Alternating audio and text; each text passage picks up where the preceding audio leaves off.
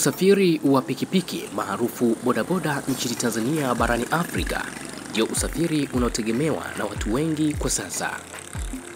Hawa hapa ni baadhi ya usafirishaji wa abiria katika manispaa ya Songea, kusini mwa Tanzania.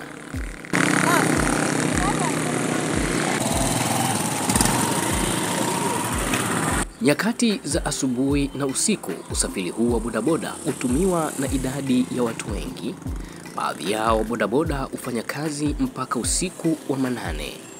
Licha ya usafiri huu kuwa tegemezi kwa sasa, lakini ndio usafiri unaoongoza kwa kusababisha vifo, ulemavu nchini Tanzania. Hii ni kwa mujibu wa ripoti ya Jeshi la Polisi Tanzania, kitengo cha usalama barabarani, walioitoa mnamo mwaka jana. Licha ya watu wengi kupoteza maisha kupata ulemavu wa kudumu, lakini bado ongezeko linakuwa kubwa la watu kutumia vyombo hivi, hasa katika jiji kubwa kama Dar es Salaam. Sababu kubwa hutajwa kuwa kutokana na changamoto ya magari, usafirishaji abiria maarufu daladala katika majiji ikiwemo Dar es Salaam.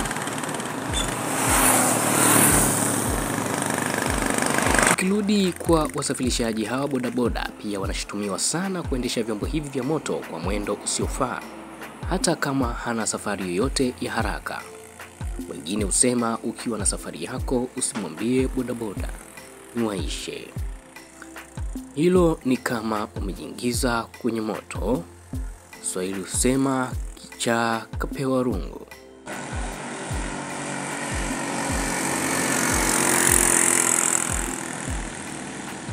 Mwendo atakapoendesha utakuwa ni wa kasi kama farasi. Hata ukihitaji kusema apunguze mwendo, hataweza kukusikiliza tena, maana asili yao wote ni mwendo kasi.